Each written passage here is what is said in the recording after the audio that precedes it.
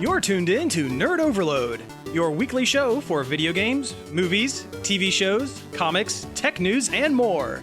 Now your hosts, Cody Pennick, Samantha Cross, Sam Dunham, and Josh Harrison. Hey everybody, welcome to Nerd Overload, the pop and geek culture show that asks that if you need to scream during the show, please scream inside of your heart. I'm Cody, and I'm always screaming inside of my heart. I'm Sam, and I'm always screaming externally. And I'm Sam, and I'm just screaming. Well, thank you all for tuning in this week. We have a great show for you, a bunch of news we're going to go over. But first, let's talk about some things we have been checking out. Check it out!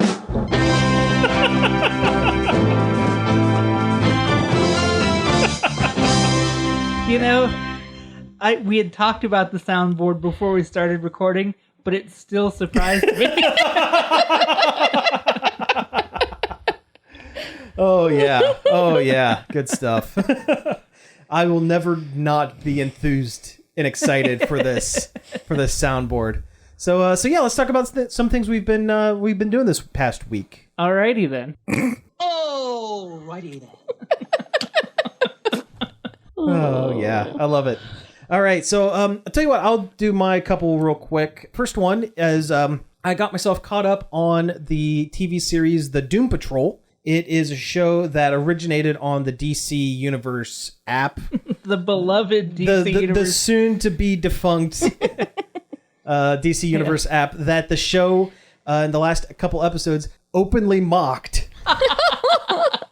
But the new season is on HBO Max, and I was able to, pull the last couple episodes from that. I got totally caught up. It is wonderfully weird.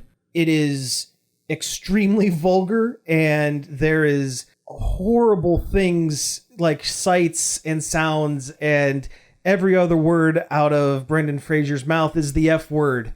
It is convoluted and strange. I love it, and I cannot recommend it to anyone I know because, well, with the exception of maybe you guys. Otherwise, it is... Because I think all those things you said sound awesome. Yeah, I mean, it is... Okay, so the whole deal with the Doom Patrol, the Cliff Notes version, it is kind of DC's X-Men, kinda. In fact, they debuted before the X-Men, so in a lot of ways, X-Men are kind of ripping off the Doom Patrol, which is weird. They are heroes, kind of, more like just general metahumans that their powers are also like deformities almost. You have Cliff Steele, who is a brain inside a robot body, basically a big copper body, voiced by Brendan Fraser. You have the Negative Man, who was horribly burned as a test pilot and emits radiation that he has to keep himself wrapped up like a mummy and can shoot like an energy being out of his chest. And Rita Farr, who is Elastigirl, who was an actress from the 1930s and 40s, who can kind of stretch her limbs, but more often than not just gets kind of weepy and then turns into a blob. The whole point of the series is they are not heroes. They suck. Everything they do is wrong and bad, and they actively make situations worse. But they are there to protect the world from the weirdest, wildest villains and concepts. Some of these things are just so out there concept-wise. I was telling you guys before the show, in episode 2, half the team gets stuck inside a donkey that is also a portal to an alternate dimension. The donkey's throat looks like a keyhole, and that's how they got in. There's an episode where they're hunted by a guy who can track anyone, anywhere, on Earth or in the known universe if he consumes their beard hair. There is a whole episode devoted to a weird cult about a giant eyeball in the sky that demakes the universe by looking at it. And the way they combat it is by traveling through time and creating their own fake cult about an eyeball that will pop up when the other eyeball also pops up and starts remaking things. This all sounds very good. It's wonderful and wacky, and but it's not just the wackiness. It's not just the off-ball weird stuff. It actually gets really deep into the characters' backstories, and you find out that they may be kind of monsters and kind of it's like the team of things, like the Thing from the Fantastic Four. If all of the members of the team were kind of like the Thing, but as it turns out, they were all basically horrible monster people well before they received their powers. They're all messed up, and I don't think I like a single character on the show. They're all morally reprehensible. They're awful people. They are terrible, awful people. But I keep watching it. It kind of sounds like Amazon's The Tick if it was unhinged. Yes, actually, quite. Yeah, that sounds about right.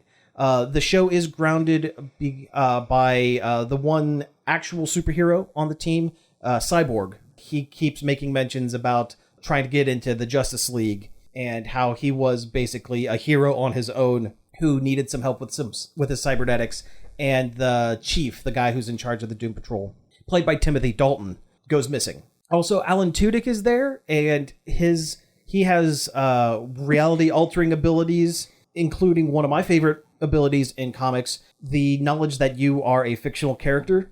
So he is not only the villain of the series, he is also the narrator and directly addresses the audience multiple times. Man, he's a busy dude. He is. Well, the voice and persona that he puts on for his character, Mr. Nobody, is basically the Joker from Harley Quinn, but not pitched up. But it's that same kind of act. Also, there is a cockroach that keeps trying to foretell the end of the world, and he's voiced by Booger from Revenge of the Nerds.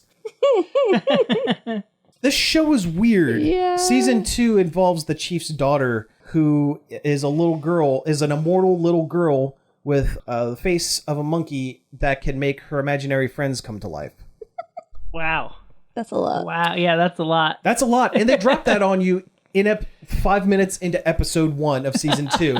They just start throwing things, and it is difficult. I mean, it's not difficult to follow because they also kind of lay it out, and they kind of lay it on kind of thick. It has a bit of the melodrama, the bit of the DC melodrama, but they're able to get away with a lot more because it's not on any broadcast television station. And unlike Harley Quinn, Doom Patrol's not gonna be on a TV station. There are things that even syndication or whatever other stations, this isn't going to show up at 11 o'clock on Sci-Fi Channel. Speaking of Harley Quinn, we did just finish it the other day. Oh, the second season? Second season. I haven't dug too deep into it. Is it good? Oh, yeah. It holds up that same quality that all the other ones did. It's Good. Still a very, very good show.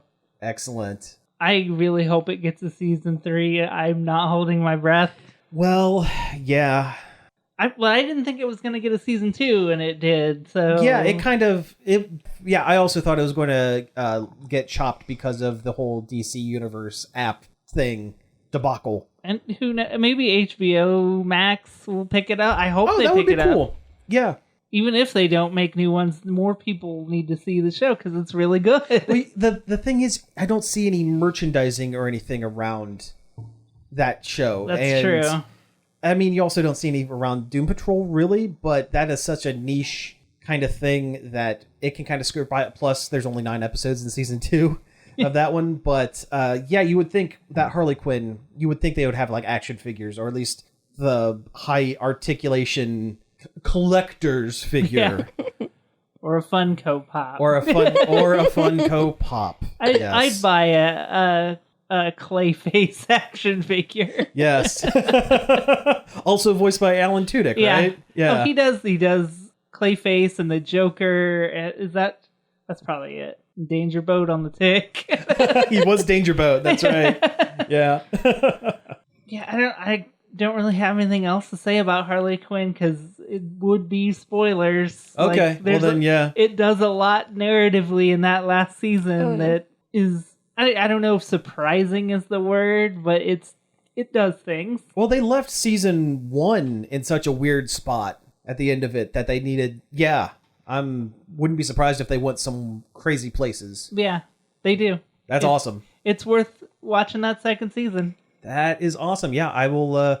I might have to dig that one up and watch that. Okay, so the other thing I checked out this week, I have been playing more Animal Crossing, and they had that big new patch. Yeah, I've been playing that Yeah, too. we all have. Yeah. Swimming is so much fun in that game now, It right? is. It's not like a lot, but it's enough that it's fun. It's fun and it's fresh. Yeah. Yeah. Just another thing to collect, but that's what you're there for. Yep. No, I am enjoying it quite a bit. I have not had the pirate Gulliver show up yet. I haven't either. I had regular Gulliver. I did too. And I just don't talk to him anymore. Oh, really? No, I don't want to dig up a bunch of chips. I don't care. But if you dig them up and then you not use them, give them to him, you can save them and then build a giant robot out of it. Oh, yeah, that's right. That's where you get the rusted chips. Game hacks. Yeah. Getting some sweet game tips. I actually had Red show up on my island for the first time in over a month, and all 4 of the things were fakes today. So I wasn't able to actually do anything with it. I bought a fake Rosetta Stone the other day. I'm like, you know what? On second thought, that's very blue. I almost got the fake Vitruvian Man because it's a coffee stain. just a coffee stain on it, and that would be cool in my fake digital house. But no, it's been a lot of fun. Still at it. Yeah. I'm glad they're doing this update over time thing instead of just dumping all the features at once. It keeps it interesting. It keeps me playing the game instead of getting tired of it. Mm-hmm.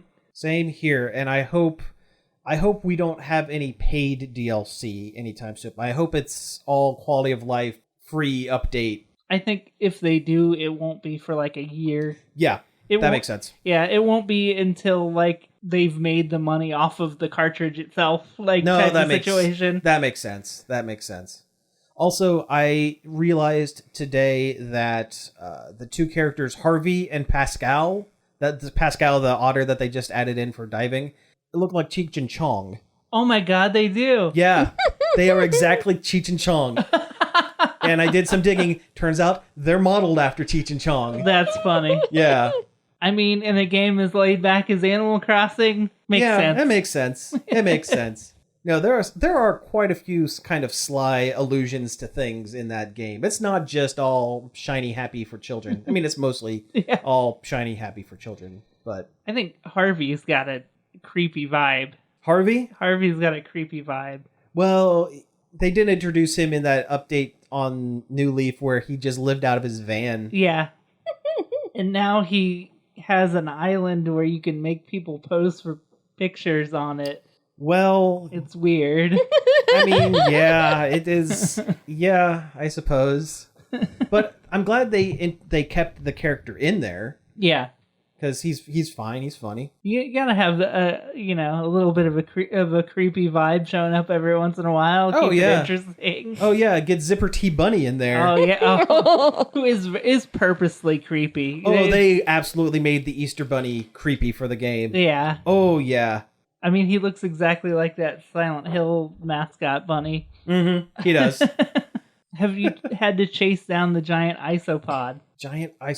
Underwater. No, I haven't. It runs away from you, and it is crazy hard to catch it. Really? Yeah. Oh, nice. Cool. I've been keeping up with my collections and stuff. I have a couple of bugs left to get before I'm kind of caught up. I actually have an app on my phone that you can go through and kind of check off. It's like a big checklist kind of thing, and it's been really helpful, especially with it has a Bell's turnip tracker on it, so I can kind of predict when the stock market is going to be super high or whatever. The stalk market. Sow Jones stalk market, where you sell your turnips. Oh, I gotta offload my turnips. Oh yeah, you don't want to end up with a bunch of rotten turnips. After today, the prices aren't good, isn't it? Thursday evening is usually the cutoff. Friday, Saturday, unless it's a fluctuating week, it's Yeah, I gotta sell my turnips when I get home. Well, do you guys have any other checkums? Do you want to talk about Unsolved Mysteries a little bit? I know we did last week, but we actually finished the series this week, which we burnt through there's only 6 episodes, and we burnt through them in probably a week, maybe less than a week. Yeah. It's so good. It is just really, really good. They picked really intriguing mysteries that I had not heard before. And I listen to a lot of true crime podcasts, so I've heard most of the stories. But these were unique and bizarre ones. It may be kind of solvable, or at least be able to get some, clues or... Yeah, and they've already been getting tips. Oh, really? Yeah, incredible tips for some of the... They, of course, haven't said what those are, but I saw a blurb, I think, on the Nerdist or something, that they're already... No, it was Vice. It was on Vice. That they're already getting credible tips from the show, which is cool. Oh, that's fantastic. Now, they didn't put any, alien abduction or anything like that into the season, There's right? one UFO episode. Oh, there is. Okay. And it was a good one. I can't say any of the episodes were weak. Yeah. They were all really interesting. How much do you miss Robert Stack, though? Oh, a lot. I mean, his narration, that's why there's not a narrator now in the new one, because you can't top Robert Stack. They were abducted by a UFO. That was pretty good. Thank you. One of the really good ones was a guy disappeared. He got a phone call. Somebody heard him get a phone call, and then he ran out of the house, and then he disappeared for 7 days. And then they're looking around for him on top of a parking garage, and they notice, oh, there's a hole in the roof in that building over there, in that hotel over there. And there's flip-flops by the hole. And then flip-flops by the hole. And then they go over to the hotel, they go where the hole is. There he is. He'd somehow fallen through the roof and died, and had been laying in that unused room in that hotel for a week. Whoa! And they don't know how he got there. Because the way the hotel's laid out, it's impossible to jump. The hotel was like a U shape, and this roof was in the middle. Oh, that's weird. Too far for him to jump unless he got a real good running start off of it. And he was in flip-flops. Yeah. Yeah, then he's not, and his he's cell not gonna phone get a good run. or his glasses weren't broken. Whoa, really? Yeah. Oh, that's weird. That's really weird. His body was tore up. Jeez. But his glasses and his phone were fine. Now, to be fair, they used to make cell phones a lot different than they do now. Oh, yeah. If you had one of those Nokia beasts, you could throw it off a roof. Oh, I don't know, that was probably one of my more favorite episodes. It's It's just so weird. That is very weird, yeah. It's just a force picked him up and dropped him somewhere else. There's a shady business partner. Yeah, the guy he works for won't talk about it. And he put a gag order on all the employees. Really? Huh. and tried to sue Netflix before the episode came out. Oh, wow. So, yeah, there's something weird going on there. Yeah, there's something going on there. Wow. Jeez. But yeah, seal of approval on Unsolved Mysteries. I'm sorry, what was that? Seal of approval on Unsolved Mysteries. I thought it was going to be the real seal. Oh, no. Nope, it's the Jerry seal from now on. Oh, no. Do you want to talk about those couple episodes of Close Enough? We probably should. It just came out today. Close Enough is the new adult animated comedy by the guy that did Regular Show. Oh, okay. A children's animated comedy. And like we said, we've only watched 1.5 episodes. They're 11-minute, 2 episodes put together like a kid's cartoon. Mm-hmm. But it is very funny and almost too relatable. Oh, really? It's a 30-something couple and their kid just living their life. Well, with a divorced couple. Yeah. To save money so they can put her in the better school district. Oh, jeez. But there's one episode we watched where their kid is doing a sleepover at another kid's house, so they're free for the evening for the first time in forever. And it's about getting old. Oh. And it was incredibly relatable. Wow. They like are both on the couch in Snuggies watching British Bake Off on TV, and it's just like, oh no, that is incredibly relatable. Yeah. Oh man. But then their roommates tell them, you got the whole night off, and this is what you're gonna do, and they go out to a club. They get in the car, and the guy's I got my mix CD. I hope you guys like listening to Weezer. Oh no. Oh my gosh. You need to watch it. Yeah, I need to watch this one. Oh my gosh. And it's not afraid of getting just as surreal as like regular show did. Oh, good. And the main voice actor is just J.G. Quintel again. Oh, it is. Yeah. It's adult regular show, and that's fine. And that's fine. Regular show was almost adult regular show. Yeah. From a certain point of view, it was. yeah. Yeah.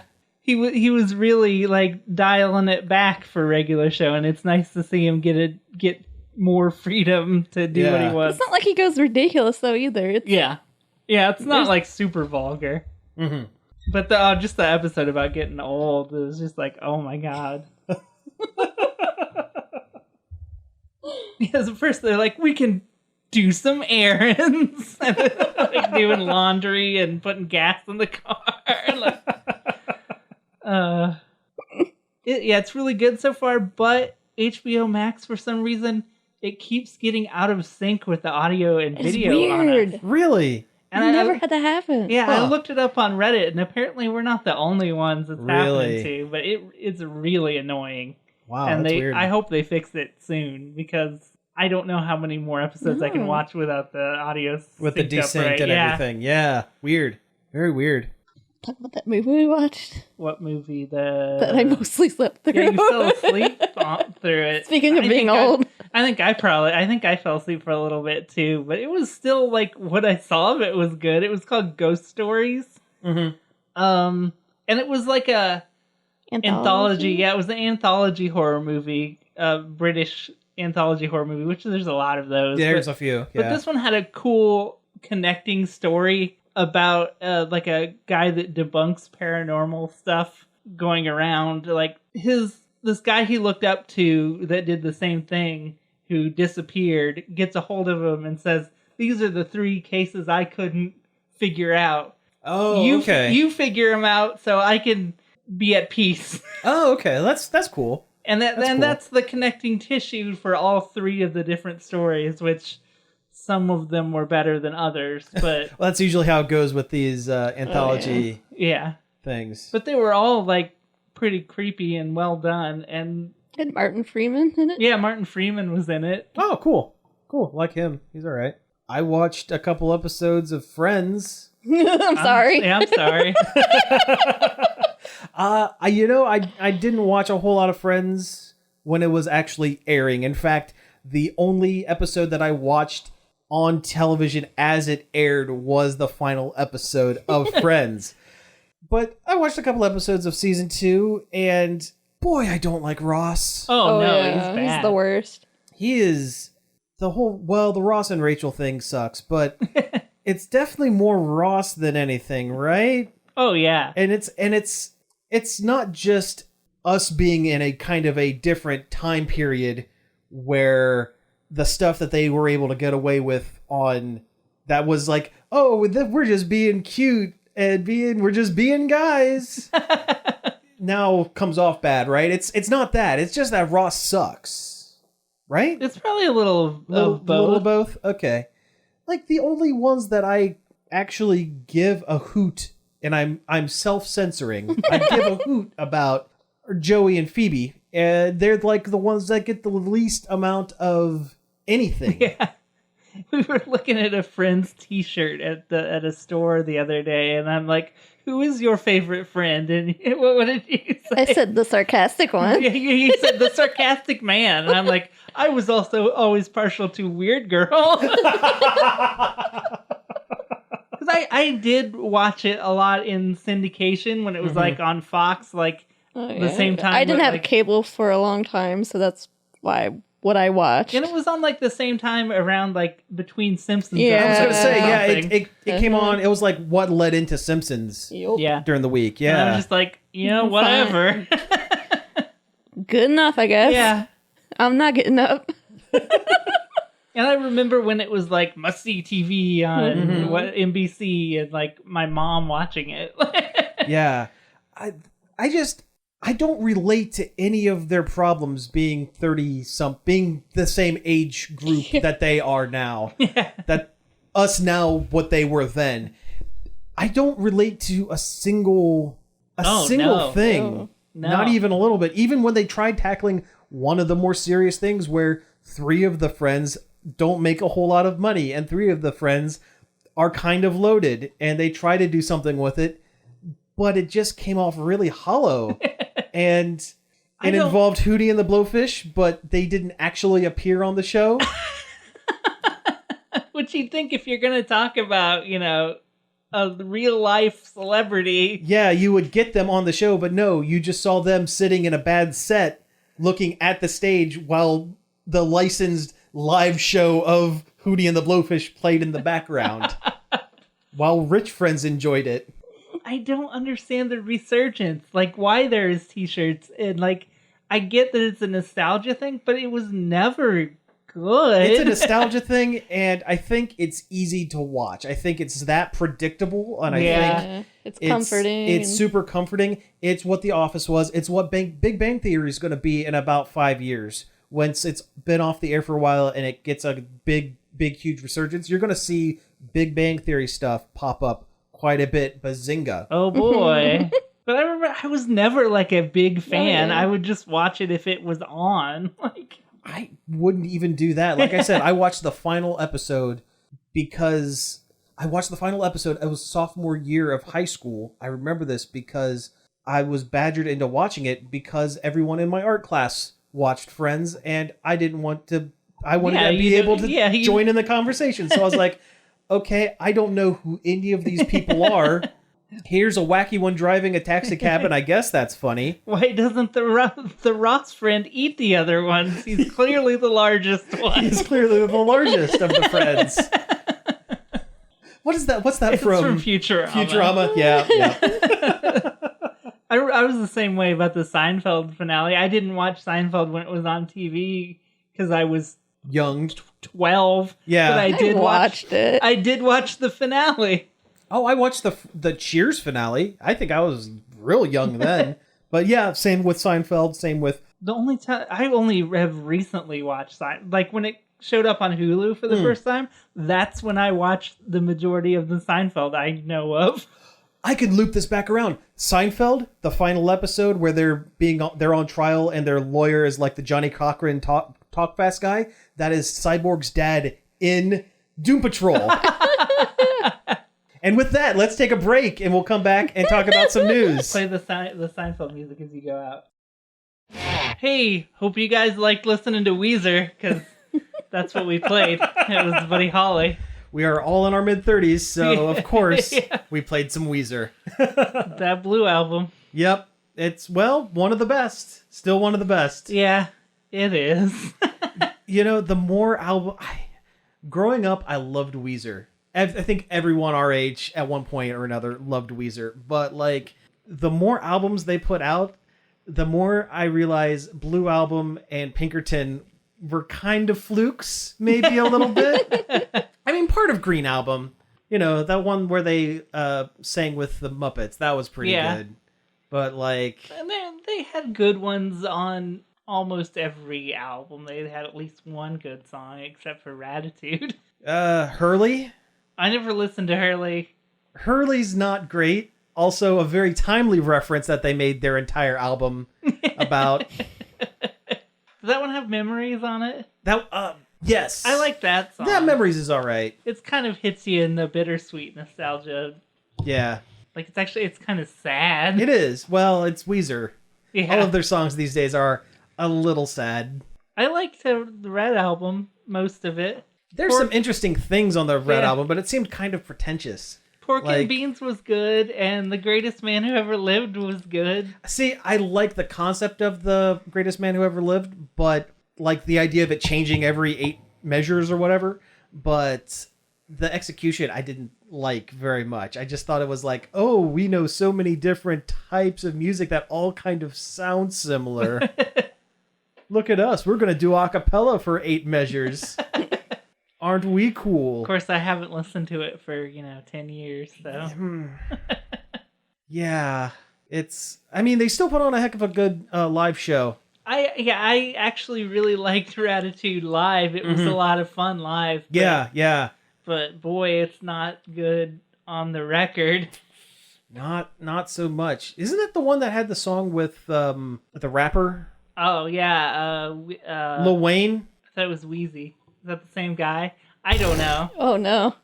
Wheezy Wayne. Yeah, with Wheezy Wayne. Featuring Wheezy Wayne. Yeah. Wheezin' Wayne sounds like a toy that Meatwad would want on Aqua Teen.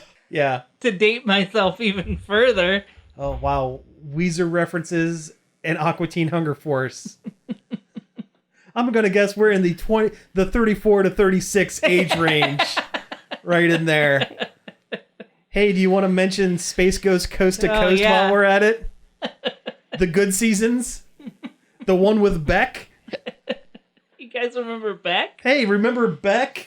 Beck was almost Gen X, so almost. We're almost almost too young for Beck. Just a hair, but it would have been played as like, hey, we're going back to a couple years ago on our alternative rock station. We're gonna play "Loser" by Beck.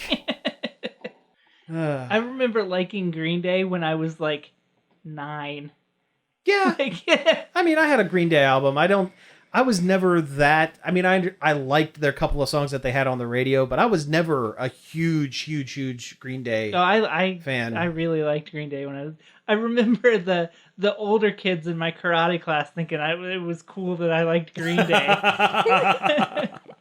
I remember people thinking I was cool in marching band because I had the Waterboy soundtrack and it had like a bunch of weird old like CCR and like like these real deep cuts, tracks. I forget who said it, but it was like, oh wow, you listen to this kind of stuff? It's like, yeah, I do. It's definitely not because it was the Waterboy.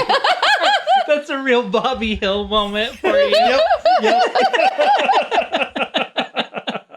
Also, that movie is funny. You know what? It's not a bad movie. I watched it not too long ago with my dad on Netflix, and I was like, you know what? That was pretty funny. Yeah, that was kind of near the end of Sandler's like thing before he kind of gave up and just started making crap.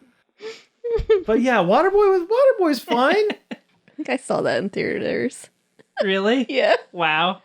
You can do it. That's the soundboard one we need. Yeah, we need. Okay, I'll add that in for next week. And, maybe just some Adam Sandler noises. Yeah. The ones he do.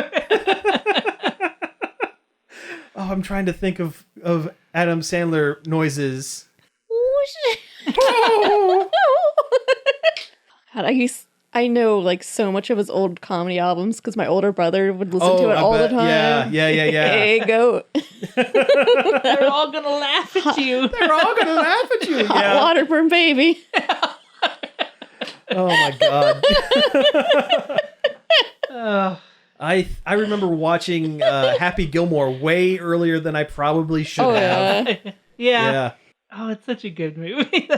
I think Happy Gilmore, between that and The Wedding Singer, oddly enough, I'm not usually a romantic comedy guy. That's a good one. But The Wedding Singer is just oddball enough. It's more a little bit on the comedy side than the romantic side. And again, really good music. I've never seen that one. And, put it on the list. Yeah. Put it on the list for that podcast that we do every 6 months. I have seen a lot of those 90s Adam Sandler movies, but not that one for some reason. I think last year OSUM did the Wedding Singer musical. I think they did, yeah. I didn't see it. But... Yeah, same here, but yeah. Oh, have you ever seen Airheads? No. Well, I've had the candy. Oh, well, you're halfway there. It's very good. Brendan Fraser, Steve Buscemi, and Adam Sandler are a metal band that want to get their record played on a radio station and decide to hijack it with squirt guns filled with hot sauce. It's great. It's a one of good those one. they would play at 2:00 in the morning on Comedy Central, Oh, yeah. like 3 or 4 times on a loop just to fill air. But it's great. Like Scorched. Scorched, yeah. Mm-hmm. Bottle Rocket. That's one they played a lot on Comedy I've Central. never seen that. Yeah. That one's and that's- Half Baked. Yeah. They played a lot of Half Baked. Bottle Rocket is it the Coen Brothers? That's Coen Brothers. Yeah, It's okay. the like one of the first ones they did. Yeah, but yeah, Boy, we got really off topic there. we did, and I love it. That was Yeah. great. We're supposed to be covering the news.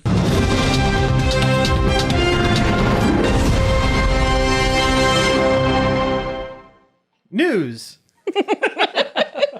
All right, so where do we want to start on our news this afternoon, our evening, news morning? journey. Yes, our journey into the news side of things. Let's talk about that Donkey Kong Country. Let's talk about that Donkey Kong Country. Donkey Kong Country is going to be coming to the Nintendo Switch Online, which is great. It's a good Finally. game. Yeah. Finally, it took them long enough. the Nintendo Switch Online, Super Nintendo, and NES service, they update once every 6 months. It seems like it. You know what? Is this release coming relatively soon to the original release date of the Nintendo Online package? Is it around the time that people are going to start re-upping for this? That would be September, I think, is when it started. Okay, so not quite there. Okay. All right. Well, I guess that was my prediction for Donkey Kong Country. I thought they were going to kind of front load like the re-up time with a bunch of games that people would actually want to play, and not like like the other 2 games that got announced with Donkey Kong Yeah. Country. Also, Natsume Championship Wrestling, which I've never played, and I don't know why anyone would want to. I have no clue. Not a single clue. Yeah, not a classic wrestling game. No. I didn't know it existed. No, this one doesn't have Macho Man Randy Savage or Big Boss Man or Donk the Clown. Is that his name? I think so. Donk the Clown? It's like that. There's a WWF game for like the Saturn that has like Doink the Clown. Doink the Clown. Doink the Clown. That's and it. like Undertaker and Yeah. some like kind of racist Asian caricature of a person. Well, is it the Great Yokozuna? I think so. Yeah. I know an awful lot about 80s wrestling for never watching Jake the Snake. Jake the Snake. Yeah. Yep. I think we played it at that barcade in I Cleveland. think, you know what? Now that I'm thinking about it, yeah, it was on arcade, wasn't it? Yeah. Yeah. At B-Sides in Cleveland, Yep. which I heard either closed down or doesn't have the arcade machines anymore. Oh, really? One of the Oh, two. bummer. I was kind of let down by that place, if I remember correctly. Yeah. It was touted to be like a 16-bit, but Nah. it wasn't. Yeah, their games weren't on free play. It was a bro bar sucks. with a couple of arcade machines. Yeah, and the bartender gave me a hard time for not tipping enough. Yeah. But hey, that's when we went and saw the Aquabats, right? Yes. Yeah. And it wasn't that I wasn't going to tip. It just like I wasn't at the point yet. Like the Right. tip was coming. I just haven't given it to you yet. But anyway, Donkey Kong Country, it's a classic game. I'm probably going to sit and play through it. Oh, yeah. Yeah. Might as well. It's free on there, so. I wish we got 2. It's the best one of the trilogy. Yeah. But maybe someday. Maybe in 6 years they'll put it on the service. Eventually, yeah. In 12 years, by the time the Switch is over and its last cycle of games, that's when they'll put Donkey Kong Country 2 on there, We forgot the NES game, Oh, The Immortal. A game so good, there's an Angry Video Game Nerd episode about it. I don't know what that is. Was it like part fighting game or something? It has weird like button mashy turn-based battles. That's weird. It's like an old Electronic Arts game. I have no idea why they picked it up. It's like a wizard fighting a snake man or something. Yeah. Yeah. And it's like isometric and like ruthless. It will just kill you out of nowhere. Really? Like in the starting room, if you don't move soon enough, a worm eats you. Oh, wow. Huh. It's bizarre. Who chose this and why? Well, I'm going to have to try it just to say that I've tried it. But yeah, I don't think I'm going to be playing that one. Like it's not a first-party Nintendo game. Like they had to ask somebody about The Immortal. Like why? Yeah, that makes no sense. Also, you're going to put a Natsume game on there and it's not Harvest Moon? Right. But anyway, that's enough complaining about Nintendo nonsense that doesn't matter. That's okay. Yeah, hey, a little bit of complaints every now and then doesn't hurt anything. Let's keep talking about Nintendo S games. I know Tetris isn't a strict Nintendo game, but they made some Tetris, it's related. It's related. So I guess there's going to be a live play Tetris primetime game show that you play on your smartphone coming soon. Like HQ Trivia, but they probably won't mismanage it. I would hope not. If you read what happened to HQ, it's bad. There's some. They mismanaged the heck out of it, and it was such a good thing too. It was a good concept that they just. It's like every decision they wanted to make with that, they picked the wrong one. Yeah, and they had a great host. Scott Rogowski was pretty funny and a good host, and they treated him like garbage. Mm-hmm. So he left. Yeah, and I don't think they ever recovered after they lost Scott. No. But this Tetris thing is going to be interesting. It sounds kind of like that Tetris 99 kind of. You're playing you're a Tetris screen against a bunch of other people. Yeah, which I'm stoked for. I love Tetris.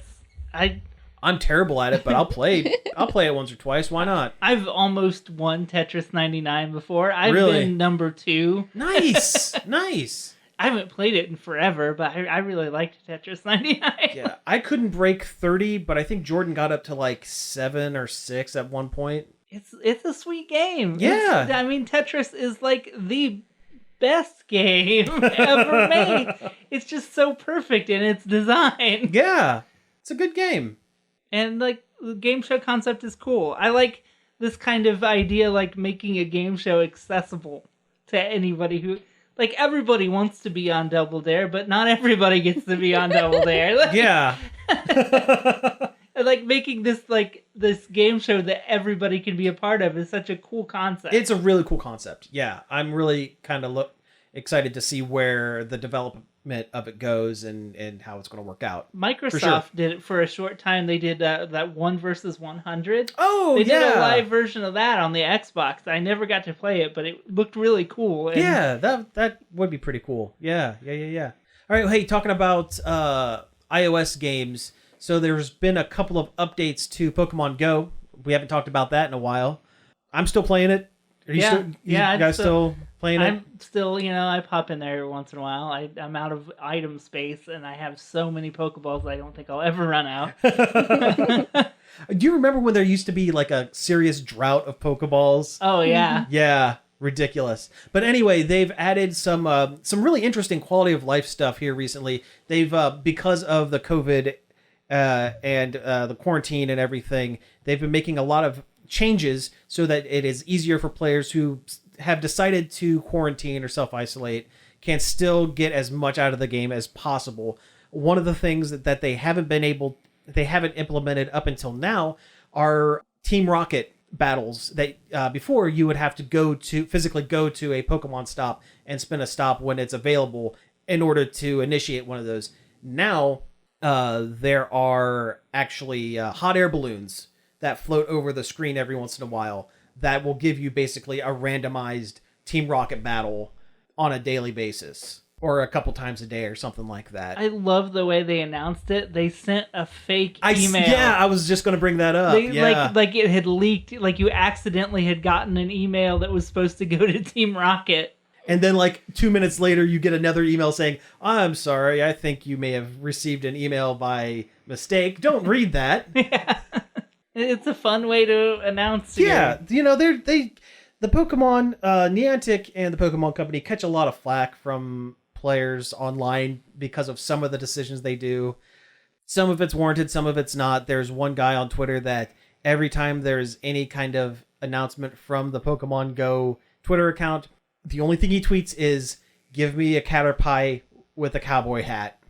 Put it in the game. That's his entire Twitter account. Someday they'll do it. They got to. Eventually, yeah. I mean, I kind of want that too. That sounds pretty cool. That sounds pretty cool. Yeah. But no, this implementation is pretty cool. And along with that, they just announced today that they are going to be, for a limited time, putting in specialty Team Rocket battles with Jesse and James from the anime in a special Meowth hot air balloon. The only characters to walk in both the anime and the games. Yeah. That's so cool. That's how good they are. They get to live in both worlds. Yeah, they transcend from one reality to another. Yeah. So, but no, I think it's cool. I think it's kind of a neat thing that they're going to be doing. If you're listening to this on WZMO currently, tomorrow, Sunday, there's going to be a special event where those balloons are going to be popping up all over the place from like 11:30 to 5 or something like that.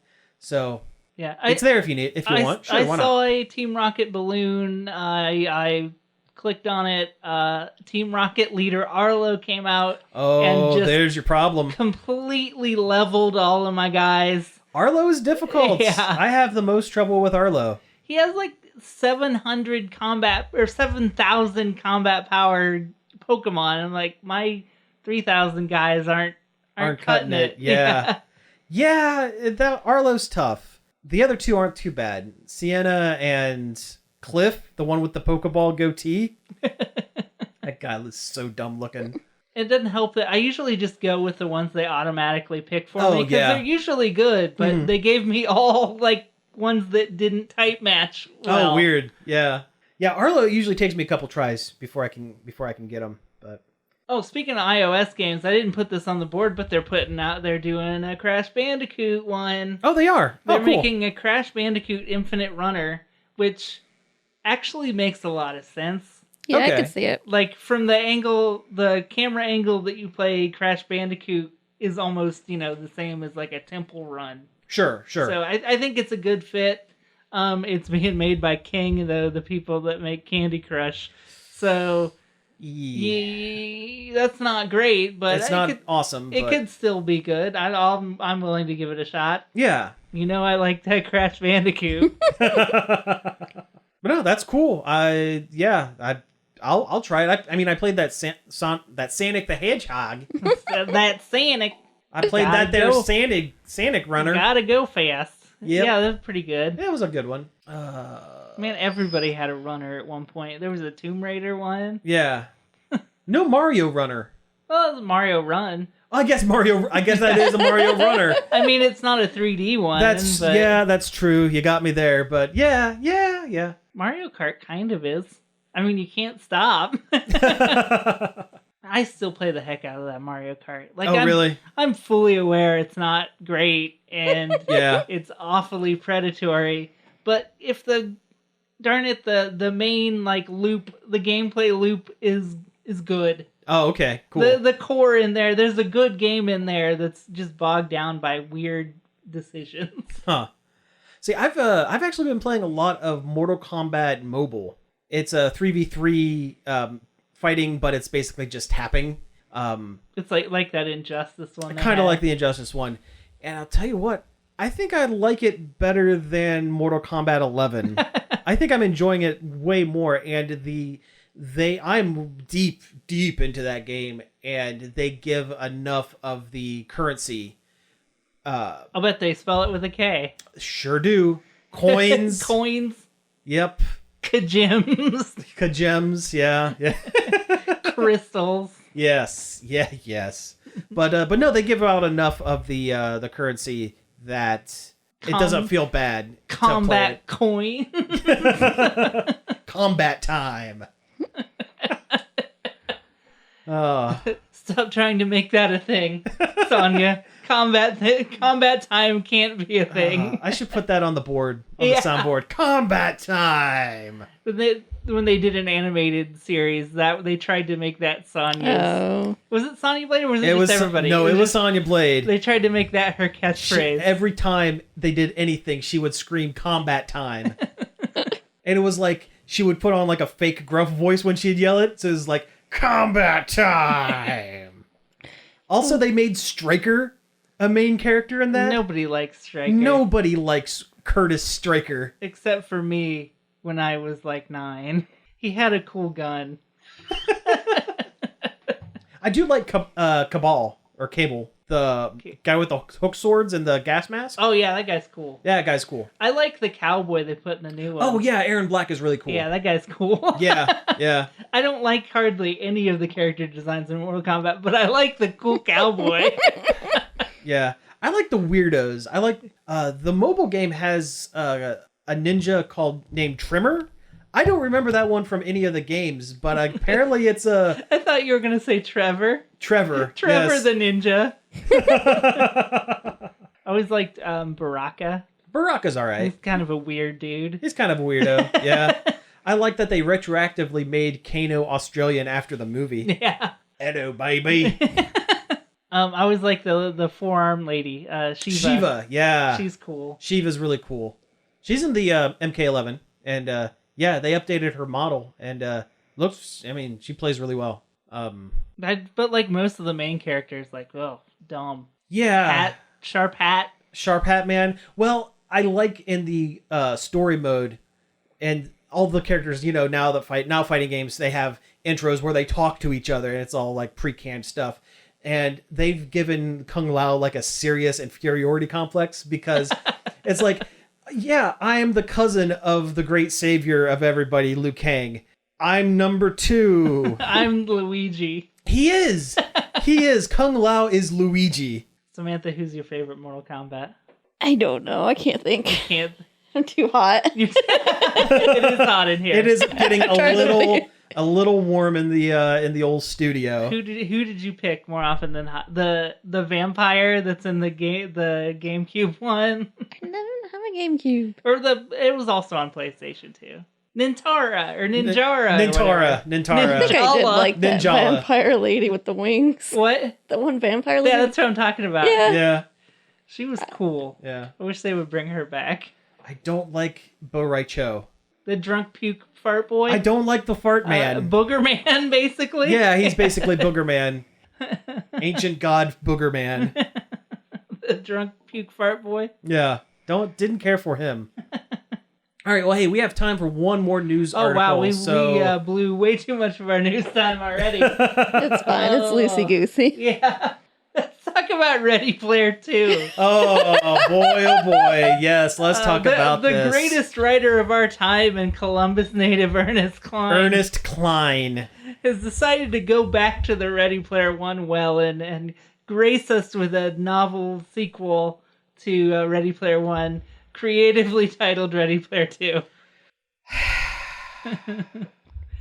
I'm sure he took all the constructive criticism to heart. Oh, I'm sure. I'm sure he did. I'm sure it definitely... Okay, you know what? I will give this movie a pass if all of the references he makes to pop culture are all based on sequels. Oh, no, it's a book. No, but I mean like a book. Oh, yeah. In his book. Because the book also had references if the to pop book culture. is meta about sequels. Yes. That would be the smart man's way to tackle this. Like the DeLorean's there, but it's only the DeLorean from Back to the Future 2. Yeah. Like, okay, what pop culture...